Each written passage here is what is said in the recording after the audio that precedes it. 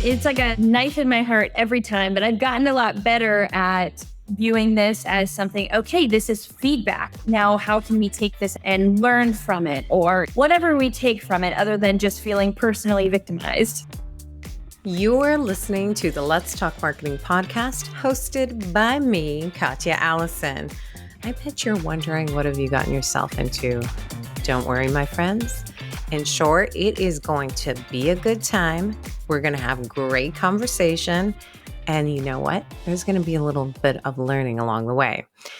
And you're going to get that through really insightful interviews with top marketers and thought leaders. I get to explore the latest trends, techniques, and strategies in this world of marketing. I'm here to offer you engaging and informational discussions to help you stay up to date on the latest trends and take your marketing skills to the next level. In this episode, it's a special one. We've got a twofer for you. We've got Clara and William from Curtsy. Now, William is the founder of Curtsy, an app that makes it easy for women to buy and sell clothes online. He is really focused on growing the business through improving the user experience and running Curtsy's growth marketing efforts. Clara is the co-founder and head of community and people ops at Curtsy. She's got a full plate as well, my friends. Passionate about empowering women, she's dedicated to make fashion resale effortless by building a thriving community and reshaping the future of fashion. So let's get to it. Let's talk marketing. Let's talk retention marketing. William and Clara, welcome to the Let's Talk Marketing podcast. I'm so excited to have you guys on here. It's a little different spin for this episode. Yes. Hi. How are you doing? Glad to be here. Fantastic. Well, I'm excited because we're going to be talking about retention marketing and what you guys are doing at Curtsy that feeds into that and the value of it. But before we do that, let's dive in and get to know both of you just a little bit better. I always start off with a kind of where you started question. So I'd love to hear from both of you. What was your first job that kind of had to do with sort of the space that you're in, or just your first job in general? And then we'll take a look at where you're at now. Awesome. So first job, meaning maybe post-grad or just all in general? Let's do post-grad. Yeah. So technically post-grad, Curtsy is my first job. We have been at it. Fantastic. Yeah. 8 years now. And in college, I had a major that was journalism and marketing and all over the place. So in college, I did have several marketing related jobs and worked for several different startups in Oxford. But yeah, as for first job post-grad, Curtsy's it so far.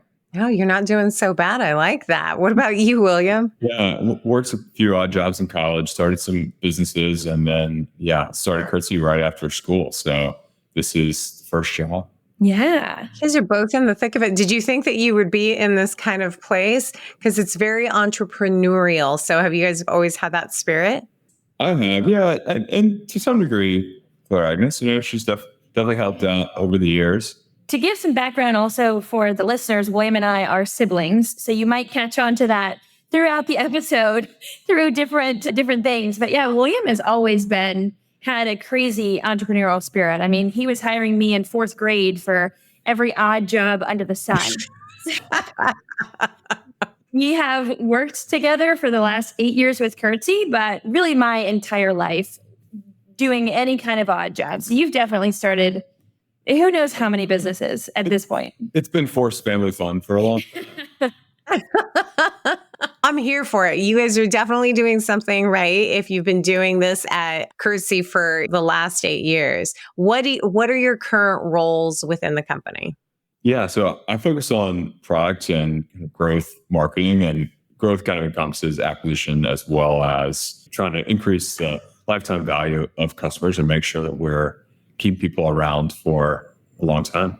And I work with William through that, and I work closely with our customer support, but I also work a lot with our marketing team. So I work closely with William marketing and growth-wise. The aspect of marketing I work more closely with is our socials, emails, that sort of. William works closely also with our ads. I like that. It's a very good balance of how you guys have the whole spectrum of marketing covered. Now, in your positions, what do you love about what you do? But conversely, if I had my magic wand and I could say, you no longer have to do this, what would that be? So let's start with the positive. What do you love about what you do? And then I'll bring out my wand.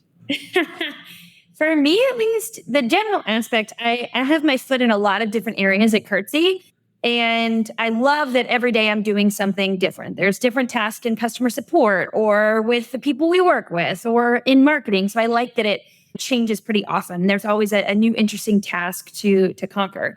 Maybe the things I don't love probably rely more in marketing, though. Things I do love are being able to have really fun marketing campaigns and work across teams with our Eng and with growth to push across a campaign. And we are still a pretty small team headcount wise, which means we get to bring ideas to fruition pretty quick. So it's not instant gratification, but I know a lot of friends that work at really large companies where it might be more than a year before some marketing idea comes to fruition, where at a Curtsy, it could be a matter of weeks. So that's what I love. Things that I don't love are...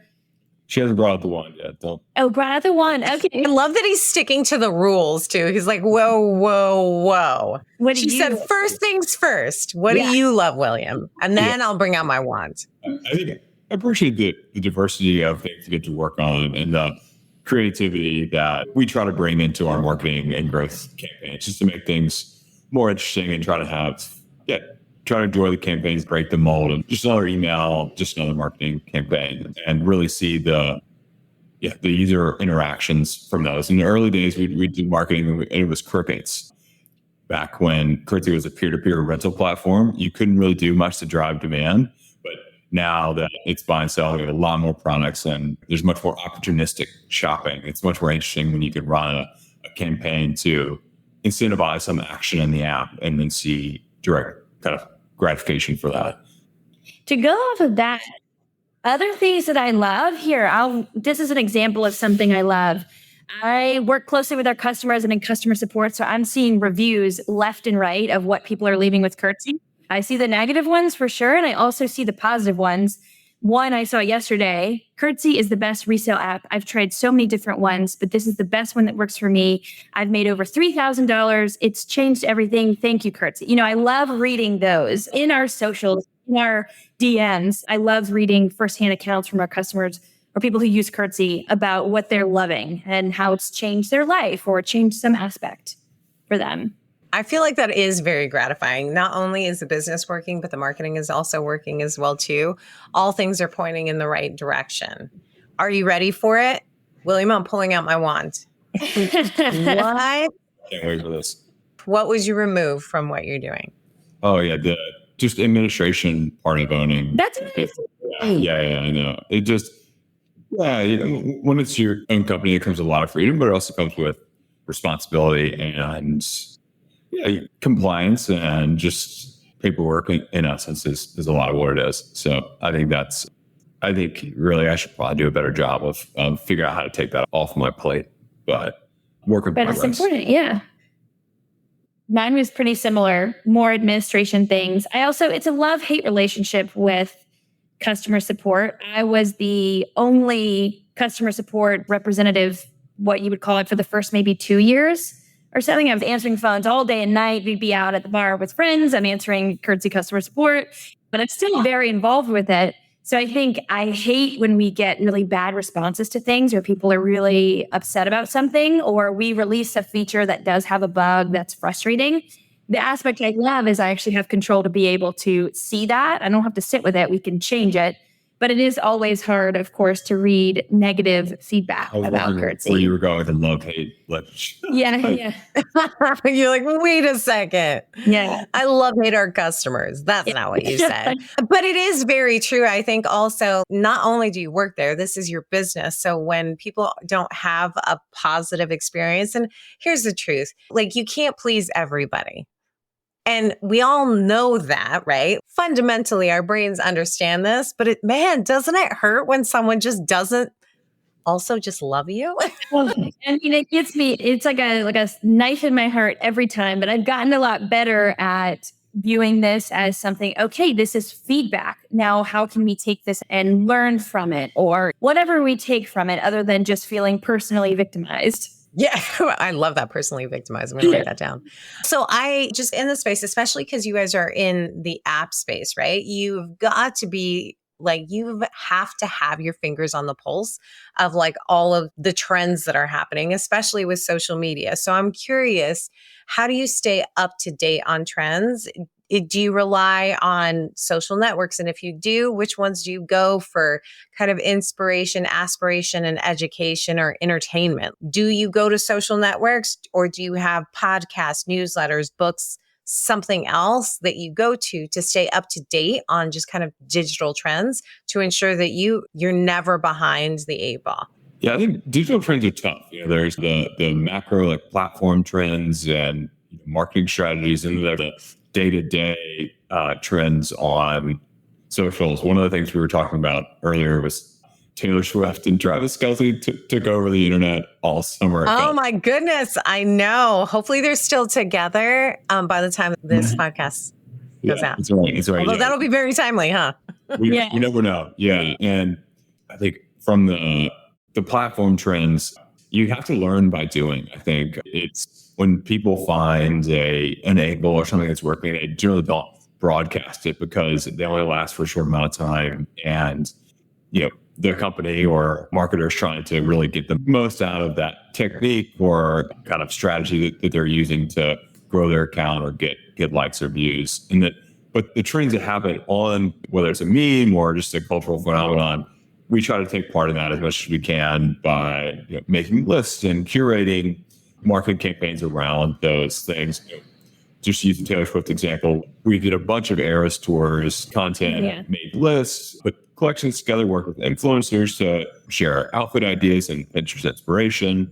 So those are a few ways we try to stay in the game. We definitely have, for sure. We also have an intern in college who works with our social team. And so she is on top of any and all content trends before they even happen. So Ava's really with it, and Alex runs our socials as well. They both act very quickly. I think as soon as Taylor Swift Eras months ago, whenever it began, started to get a little popularity, I mean, they've already created all of these lists in the app, have emails queued up.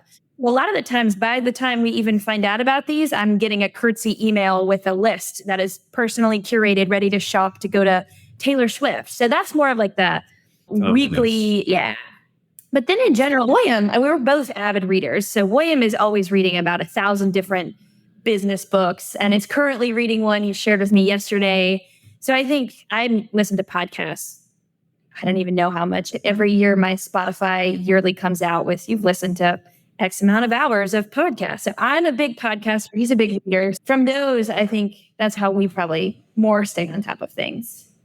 Yeah, stay up on like trends and business. And I think it's all about having the growth mindset as a business as well, too, to make, to keep your business strong and continue to grow it, as well as staying on top of just trends. It is nice to have someone in the space that always has their eyeballs on social, because I think like even if I wanted to stay, well, I do want to stay up to date. I shouldn't make it seem like I don't, but like that, it's time consuming. And I think it can be undervalued depending on what brand and what company you're working for, of truly watching the trends and coming up with creative ways to use the trends, right? Because I think that's also how you stand out when you are like hopping on a trend that's going. It's not enough just to do the dance. Are you doing it creatively? Are you doing it in a pool? Are you doing it on top of a roof? That's not what I'm advocating, but you get what I'm saying.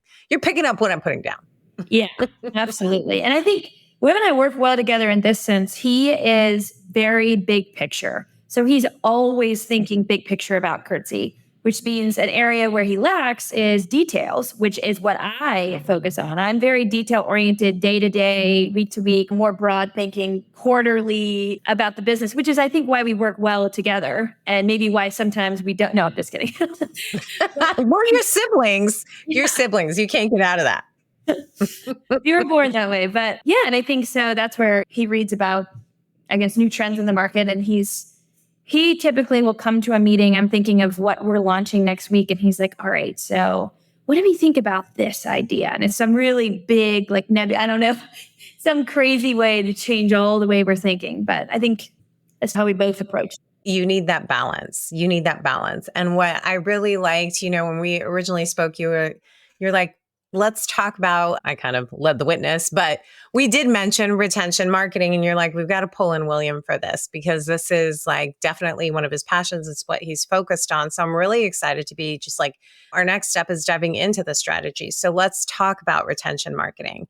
And this is going to sound so silly, but I believe in clear communication. Well, that doesn't sound silly, but I believe in clear communication. And I'd love for you guys to define what you mean by retention marketing, because oftentimes I think there are these marketing terms that everyone uses, but they all mean slightly different things. So I really want to make sure that our listeners will know that when we're talking about retention marketing, we're talking about, how are you defining that?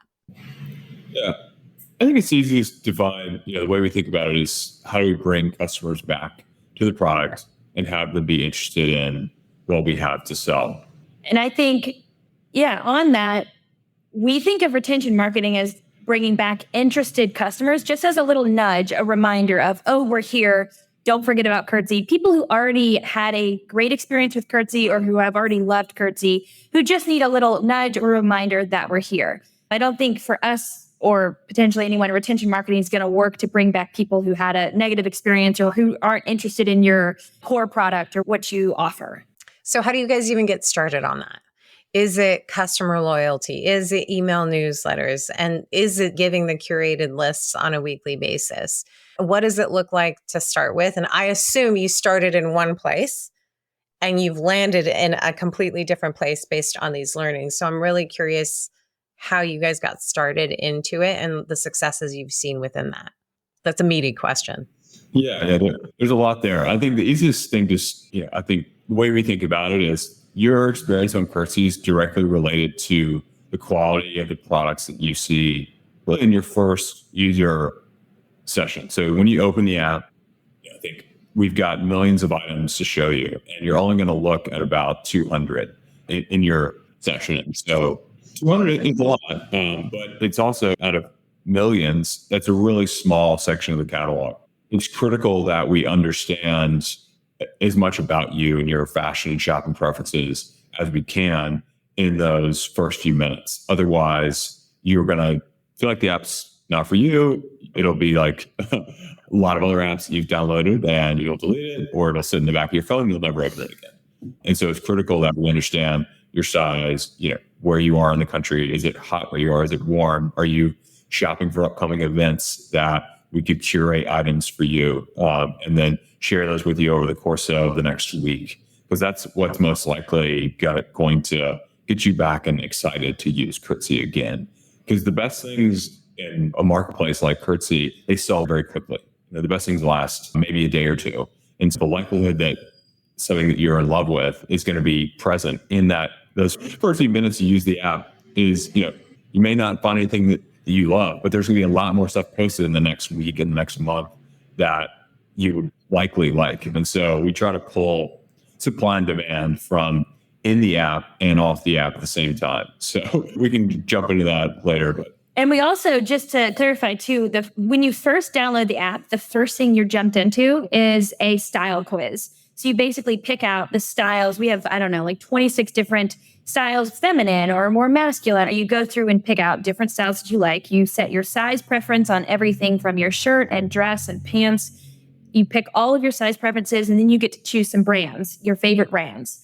And then you're popped into the app. And that's where we present you with your first it's a Spotify Discover Weekly-esque playlist, if you will, of these are the items in your style, your size, and brands. Here's everything we think you'll love, right? And so we try to do that. That's what we are constantly. We don't ever stop working on improving basically the algorithm to show you the best things for you, just like Netflix has suggestions for you. And that's what we are constantly always working on improving. There's never a time where we're not trying to work on that. So that in general is probably where he started with retention of. That's like the most important thing for Curtsy is showing new users just the best experience. And we view the best experience as being able to see items that you love and want as soon as you open the app. You don't have to hunt. You don't have to search. I think I mentioned this maybe to you at our first call, but We, a few years ago, saw an article of a different resale app advertising the amount of minutes that people spend in the app. And it was a high number, and they were talking about it in a good way. Oh, look, people are spending X amount of minutes in the app.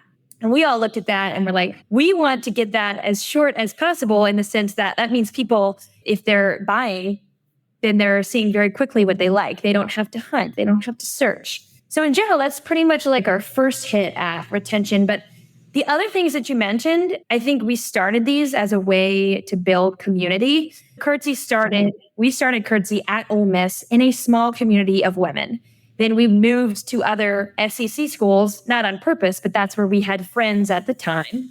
And it's always been a really strong community-centered app. And that's what, to keep that community feeling strong and women-centric, we started other things that now I view as retention. So we started a newsletter, a monthly newsletter.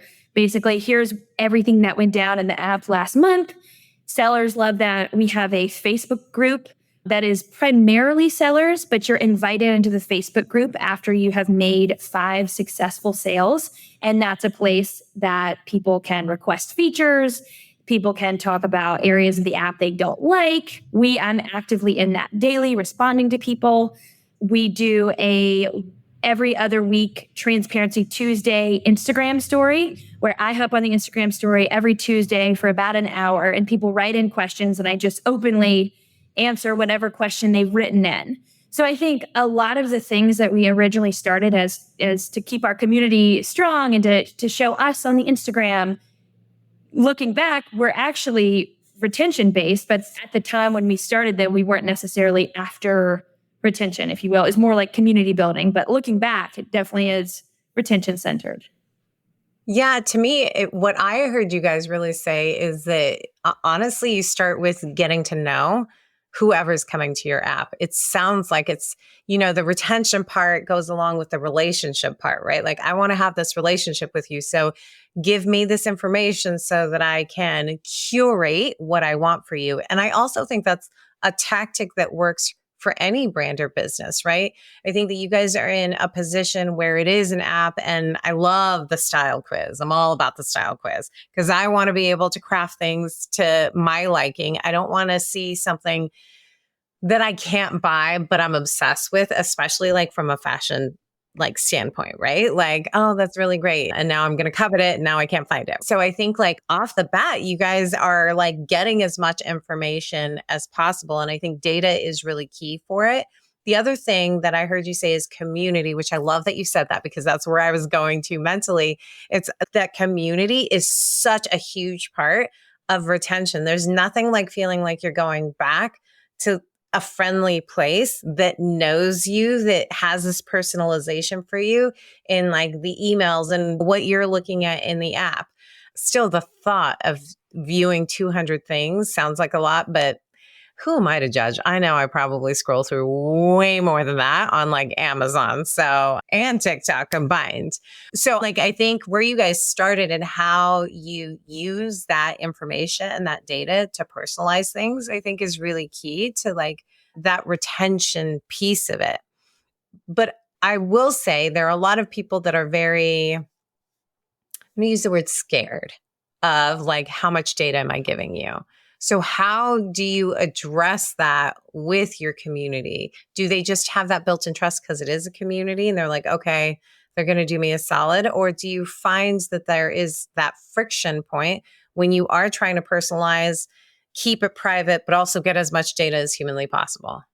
Yeah, I think it's all kind of permission based. We try to explain that you're going to have a really bad experience. It's going to be similar to walking into a gigantic warehouse, the biggest warehouse thrift store you've ever been in, and you're going to have to sift through every single item. I mean, that's effectively what it would be. So we really try to be sensitive in the way that we ask it and provide and make it fun at the same time. We try not to ask for too many personal identifying information, only when we need to. So it's timely and relevant. And we take the privacy piece seriously and make sure everything is encrypted. And I think a lot of the advertising issues that we've seen in the past few years, have largely been addressed by the big players in the marketplace. Yeah, we just try to be good stewards of the data and use it responsibly and really put the user first and in saying, okay, by asking for this additional data piece, will this allow us to give you a better experience and have you not have to spend hours searching through the app to find what you want, make that minutes, and just really give you a better experience is really how we approach the data and privacy kind of balance. Do you find that you are asking for additional information than from the first survey? I don't know, what did you called it? The styling survey? It's style quiz. Yeah. Style quiz. There you go. Do you find that you need more information than what you have in the style quiz, or are you combining the original like style quiz with now the app data of like where are they spending their time and all of that stuff to create a super personalized experience? Is it the combination of both of those things that you find helps? Yes. Yeah. As you search for your favorite brands and the things that you click on and go on to buy, we really use those signals to then feed our database of items to say, okay, you search for Lululemon a dozen times in your weekly review, we're going to send those back to you. In a similar way that Spotify picks out your artists and similar artists and trends, they create a suite of kind of playlists around that. We try to do a similar thing with in-app we call it For You. Yeah, and your little For You list. And when you first get Curtsy, that's probably only coming from the style quiz. But then after you shop or after you search, then it'll import whatever you've searched or whatever you've been looking for. And that'll just be in your little For You list on Curtsy. Oh, I like that. Now, you guys have described the Spotify lists and we've described email. What other ways are you creating opportunities for community or to enhance the lifetime value of the customers who are coming in? What other tools are you using? Is it loyalty programs? What else? So one thing that I was thinking, and I don't even know if you would consider this necessarily retention, but like customer support, that also, I'm throwing that out there. As I mentioned earlier, I was the only CS rep, if you will, for the first 2 years. I did it day and night all the time. And that's been a really key focus of mine for sure. And all of Curtsy forever is having the best customer support experience we could possibly offer. For one, that's what we like as shoppers or just people in general living our life. You remember when you have an excellent experience with somebody on customer support. You feel loyal to that brand. And so we try to keep our response times for under an hour, which for the industry standard is pretty insane. Most other companies in this general area are like 2 to 4 business days. Maybe you'll hear back. We've got an in-app chat with a real person.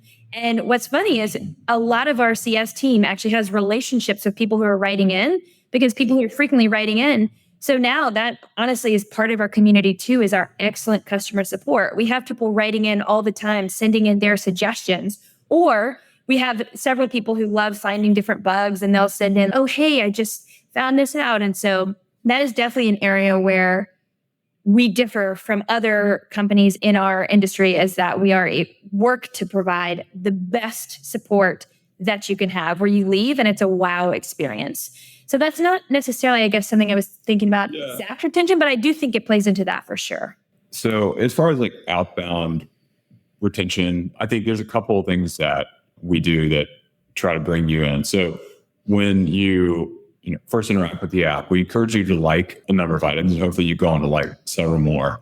And we allow sellers to send you offers and discounts and promotions on those items in the following weeks after you've interacted with those. So if you like something that's $50, well, maybe now it's $40, or it has free shipping. And so we like to notify customers of those things. That brings you back in like, oh, okay, this item's now on sale. I've got a private author on this thing that I can now respond to.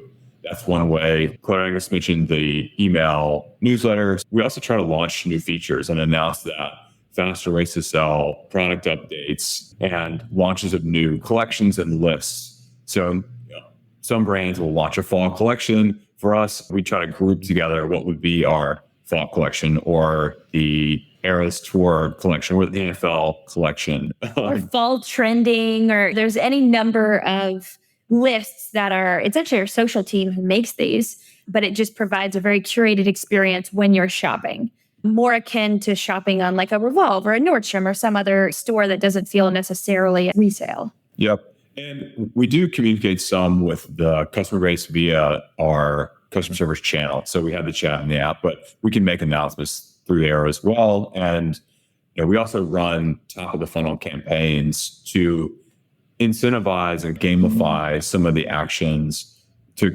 have you create your own list in the app, or like a series of items for categories, and have giveaways and have winners on those things. And we see increased app activity, and then a lot of that results in purchases. You find a bunch of great items in the app that you didn't know you needed yet until you were looking for specific categories. So those are all some ways that we try to increase the lifetime value of customers and give them a great experience. Yeah, like as you mentioned, I guess 2 weeks ago we ran like was it fall? I don't remember the name.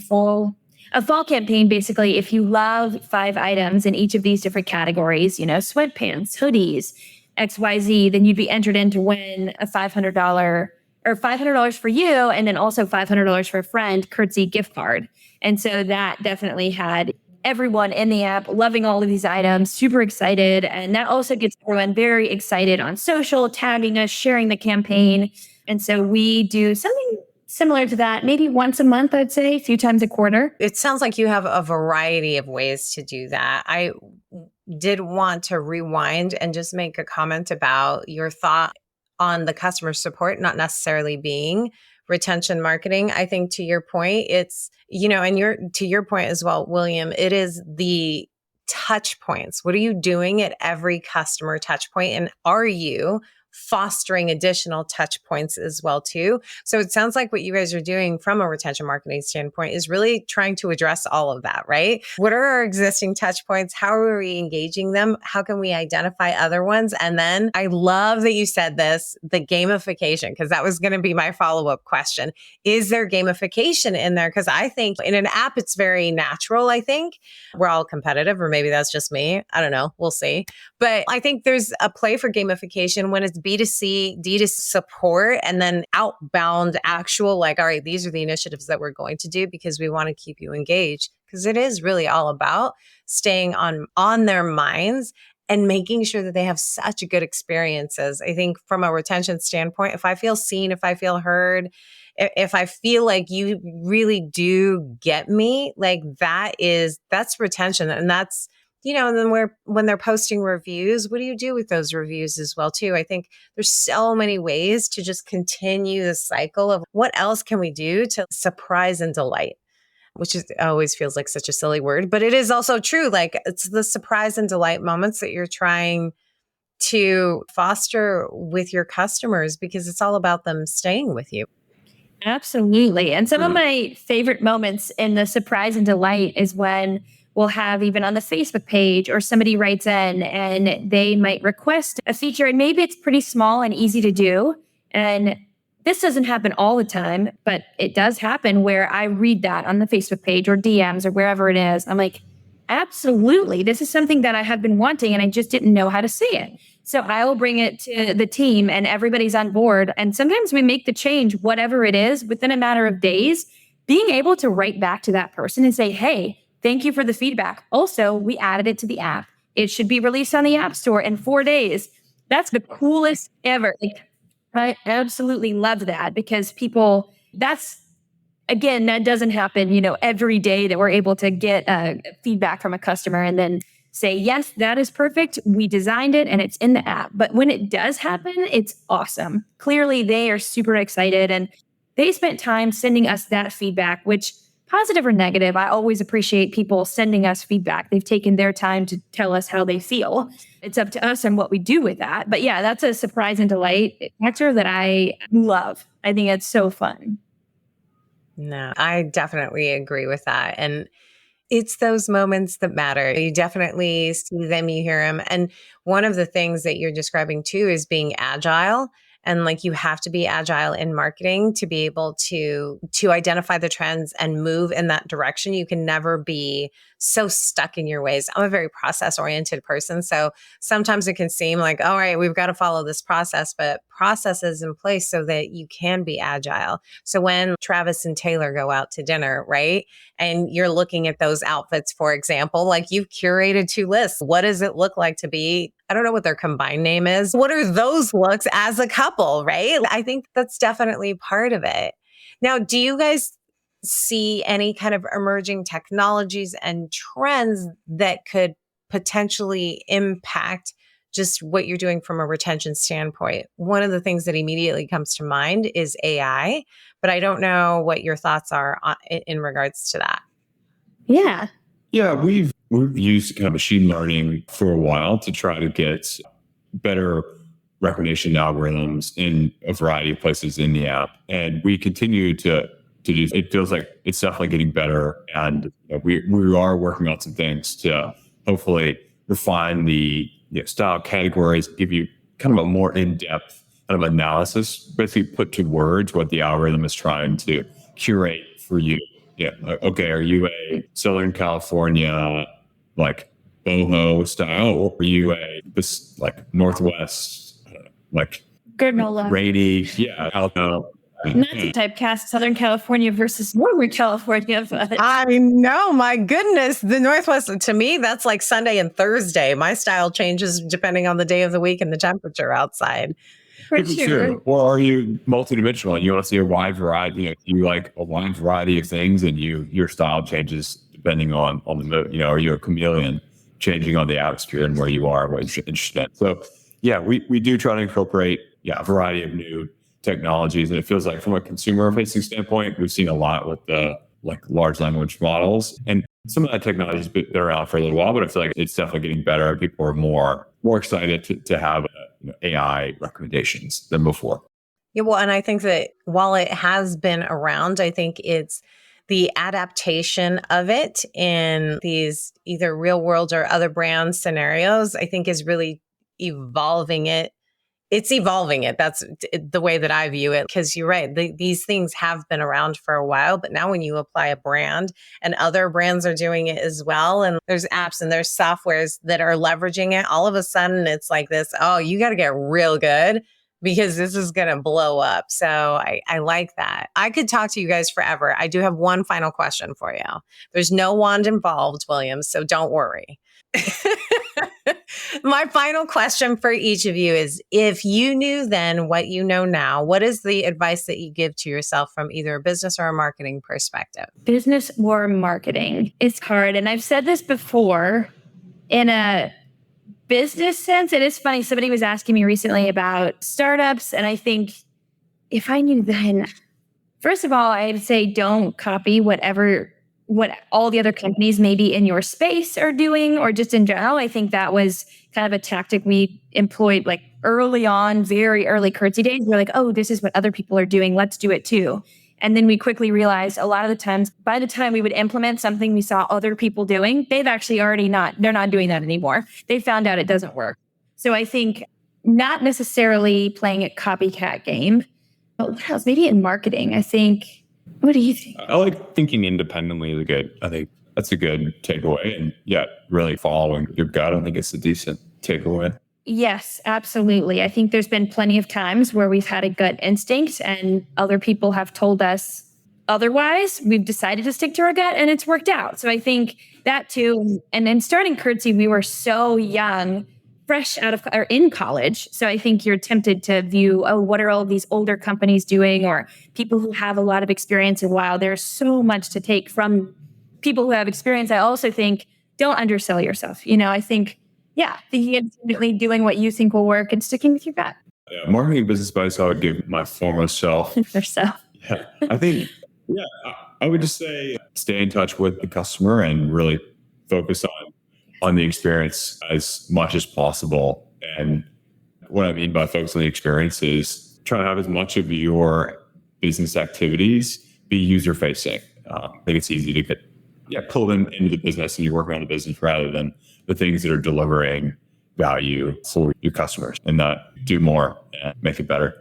And also, the last thing I'll say is everyone always says don't mix business with pleasure, but we work a lot with high school people we've known, siblings. I think that truthfully is one of the reasons we have been, I guess, successful in the last 8 years is because we were working with people that we felt sibling like relationship. We can tell each other everything. We are honest, open, and transparent from the get go. I think that was the advice was don't mix business with pleasure. And we did the exact opposite.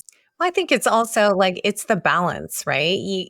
I don't know if we talked about this online or before we hopped off or before we hopped on, but it's this balance that you're talking about, right? Like it really, if you guys were the same personality, if you both, thought big picture, it probably wouldn't work as well as it does, which just goes to show. And I think this is true in marketing departments as well, too.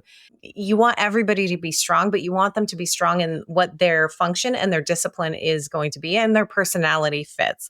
Like when you try to force things, that's when things go a little awry and you don't have like this transparent communication, and communication is key. I think it's also about involving your friends, I think is a great thing. I mean, look at Seth Rogen, right? And Adam Sandler. Those are the more immediate ones that come to mind, but they've done a really great job at that, right?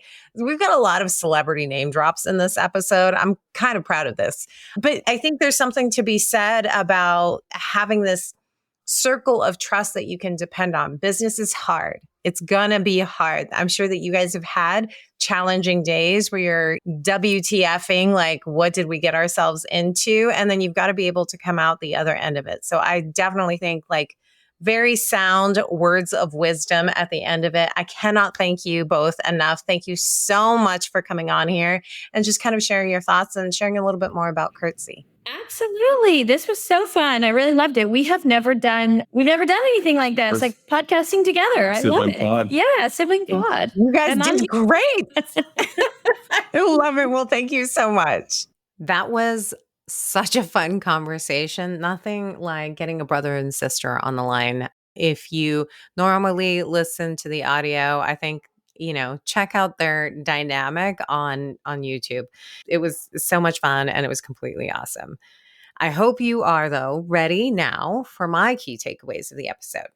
So the first key takeaway from this retention marketing focus is number one, fostering a strong community is a pillar in retention marketing. I feel like we could put community on repeat when we're talking about marketing. I feel so passionately about this. Anyone that's been part of any one of the communities that I've either been on or worked with, you know exactly my passion for it. The one thing that really stood out, though, in our discussion today is the pivotal role of fostering a strong community. Community really enhances that lifetime value of customers.